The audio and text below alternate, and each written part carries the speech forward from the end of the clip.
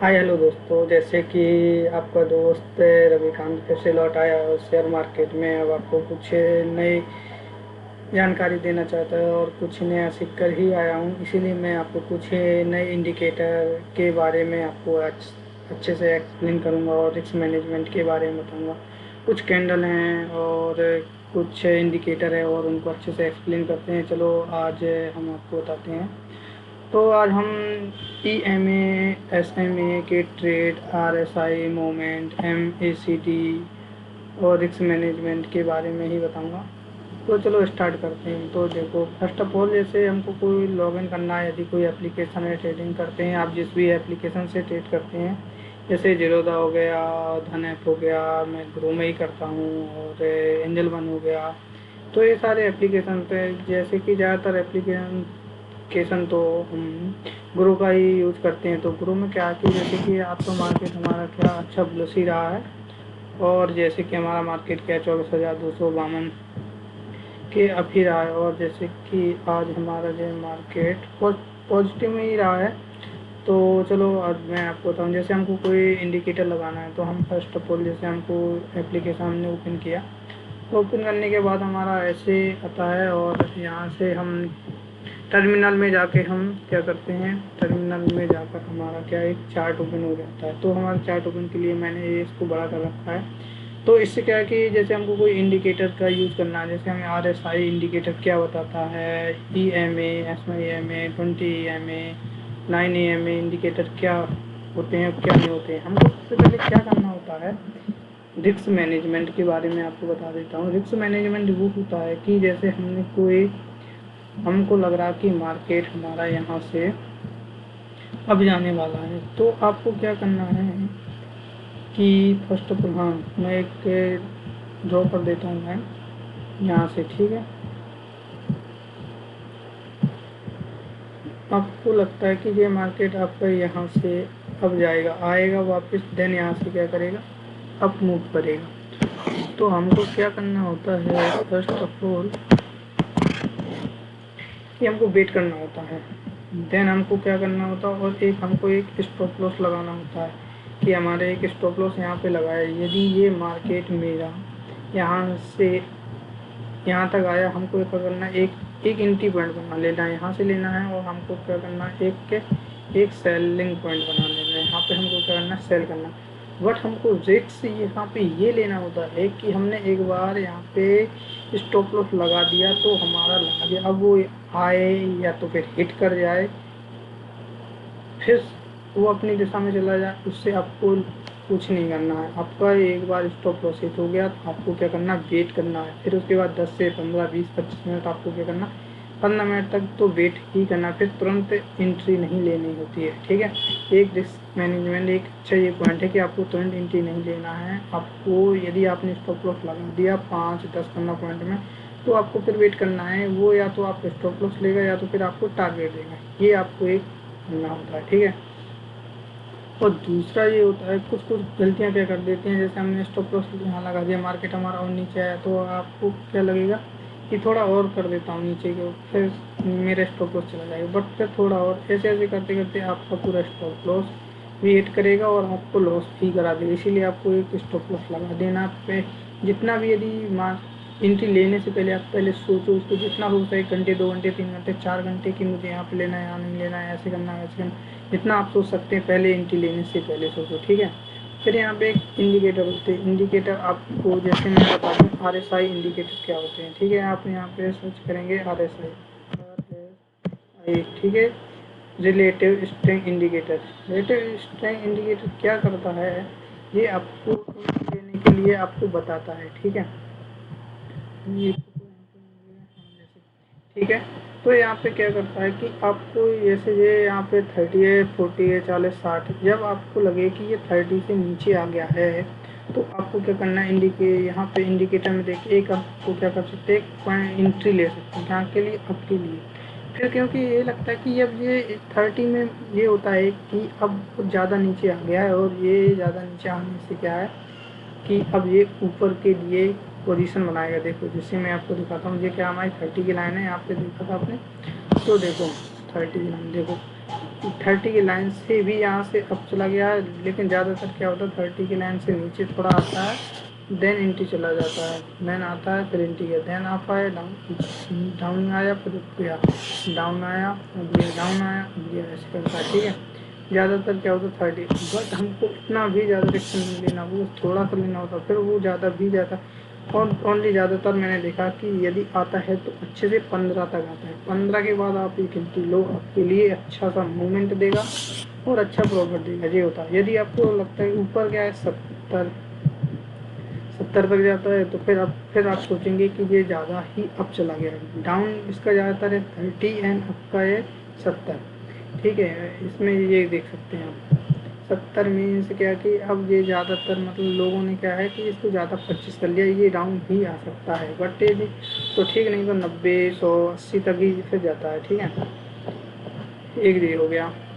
और मैं आपको और कैंडल के बारे में आपको बताऊं, MACD क्या होता है। MACD यहाँ पे क्या करेंगे, सर्च करेंगे MACD।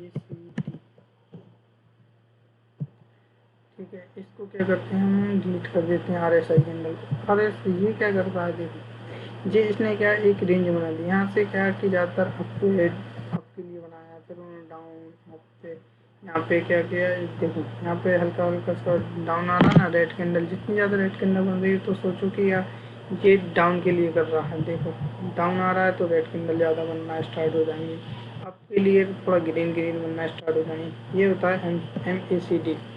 ठीक है, और आपको 9 EMA इंडिकेटर के बारे में बता देता हूँ। 9 EMA 20 EMA क्या करता है। ठीक है,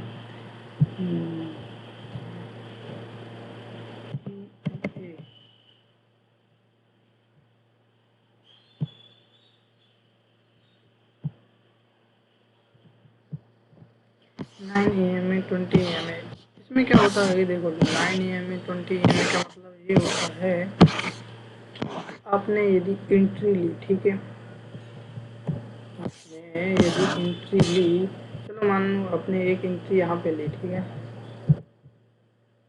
आपने मानो एक एंट्री यहाँ पे ली, ये क्या हो गया हमारा एक के, ये देखो ये ग्रीन वाला ऊपर बन रहा है, ये 9 EMA हो, ये हमारा 20 EMA हो गया। ठीक है, तो ये यहाँ पे एंट्री ली, तो आपको डाउन के लिए तब तक नहीं सोचना है जब तक कि इस लाइन को क्रॉस कर जाए और देन इस 20 को भी क्रॉस कर जाए, थोड़ा सा भी क्रॉस कर गया, तब आपको सोचना है कि हाँ ये डाउन अब जा सकता है, नहीं तो तब तक आपको डाउन के लिए नहीं सोचना। वो ट्रेंड जैसे डाउन डाउन आए देन फिर से ऊपर जाने लगे तो फिर आप एंट्री लो, तब तक आपको डाउन के लिए नहीं सोचना जब तक कि इस 20 EMA को क्रॉस ना करते हल्का सा में। ठीक है, तो ये बताती है, ट्रेंड बताती है कि ये हमारा ट्रेंड अप के लिए बना है या डाउन के लिए बना है। देखो जैसे ये गया, इसने क्या किया यहाँ पे, देखो इसने इसको टच कर दिया, हल्का सा भी किया ना, तो फिर देखो यहाँ से ये डाउन आना, फिर अब जाने के लिए इसने क्या किया, फिर इसी को ही देखो क्रॉस किया, फिर क्रॉस करने के बाद फिर देखो क्रॉस करते करते अब चला गया, फिर इसने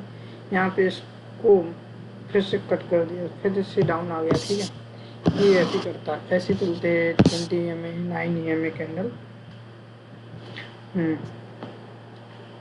और क्या अच्छे से एक्सप्लेन करूँ आपको,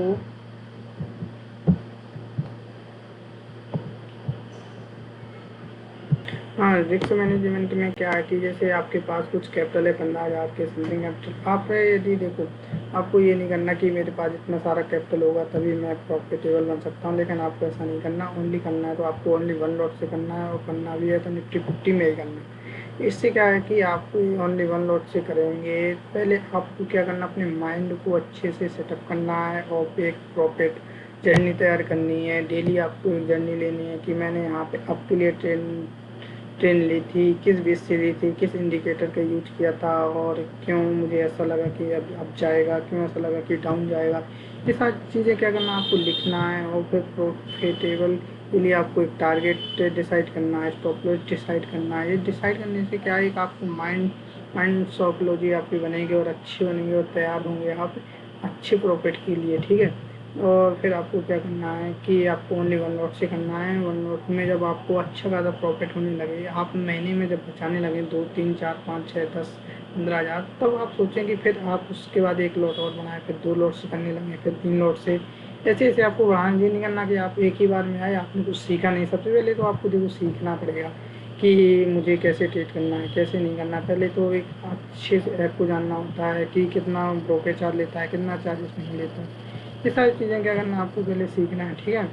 तो मार्केट तो अभी ट्रेंड के लिए बना हुआ है, और जैसे कि आप देख पा रहे होंगे, सबसे पहले आपको क्या करना होता है, पहले आपको सपोर्ट रेजिस्टेंस ड्रॉ करने होते हैं। तो मैं ये कुछ ड्रॉ किए थे, तो मैं आप डिलीट किए दे रहा हूँ, और मैं आपको एक ड्रॉ करके बता दे रहा हूँ। सबसे पहले आपको क्या करना है, पहले तो आपको मंथ में जाना होता है, ठीक है। मंथ में जाने के बाद आपको डिसाइड पता चले कि हमारा ट्रेंड ये क्या कर रहा है, क्या है ये हमारा अप ट्रेंड अप के लिए बना है, मतलब अप जाने के लिए, डाउन के लिए नहीं है। अभी ये अभी अप के लिए है।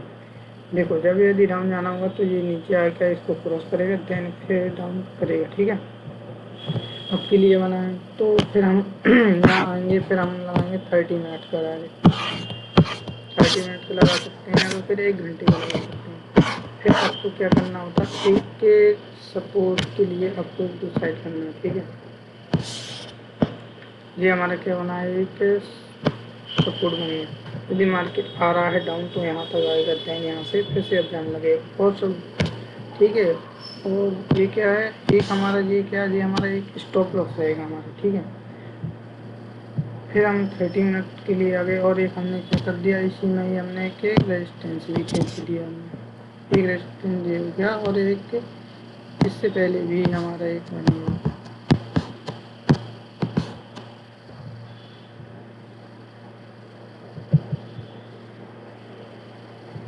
एक यहाँ पे जी बना है। फिर हमको क्या करना है, फिर हमको आना 15 मिनट में। 15 मिनट में भी हमको क्या डिसाइड करेंगे, एक हमारा सपोर्ट भी बनेगा, देन हमारा एक सपोर्ट यहाँ पे बनेगा, और फिर एक हमारा यहाँ पे भी बनेगा। एक तो ये सपोर्ट हो गया, ये रेजिस्टेंस हो गया, ठीक है। अब 15 मिनट से अब हम आएंगे, किस मिनट में हम ट्रेड करते हैं, 5 मिनट में, 15 मिनट में, 10 मिनट में, ठीक है। अभी हमारा क्या है, देखो अभी हमारा मार्केट चल रहा है यहाँ पे, तो अब हमको क्या करना पड़ेगा, स्टॉप लॉस के लिए सबसे पहले तो हमको ये मालूम है कि स्टॉप लॉस के लिए हमें यहाँ पे सोचना कि ये हमारा एक स्टॉप लॉस रहेगा 24,246 में, ठीक है। यदि इसको तोड़ता है तो फिर हमारा एक स्टॉप लॉस हमारा यहाँ पे रहेगा, ये जहाँ पे ज़्यादा बार कैंडल यहाँ से अप से डाउन जाने लगती है ना, तब वही सोचते हैं, उसी को ही सोचते हैं कि हाँ हमारा यहाँ से अब जाने वाला है ज़्यादातर, इसी को भी सपोर्ट रेजिस्टेंस बोलते हैं, ठीक है।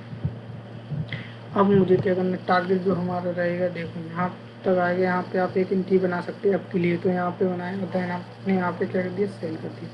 फिर यहाँ से अब गया, यहाँ से एक एंट्री बनाया, देन डाउन के लिए आपने यहाँ पे सेल कर दिया। ऐसे करते करते आपको क्या करना है, एक अच्छे टेबल बनना है, और हर तरफ देखना पड़ता है, और भी कि हमारा मार्केट कहाँ से ज़्यादातर अप के लिए बना है, कहाँ से ज़्यादातर डाउन के लिए बना है, ठीक है। और जैसे कि मैं आपको बता दूँ, देखो यहाँ से अच्छी खासी बाइंग आई है, आप यहाँ पे एक अच्छी खासी बाइंग आई है, देखो आप यहाँ पे ऐसे भी अगली बार आए ना, यहाँ पे एक बाइंग कर सकते हो, और अच्छा खासा प्रॉफिटेबल बना सकते हो, ठीक है भाई। तो जैसा भी आपको मेरा वीडियो लगा तो आप बताइएगा अच्छे से, ठीक है भाई। आज के लिए यही, और नेक्स्ट टाइम में और अच्छे इंडिकेटर और अच्छे से एक्सप्लेन करूँगा।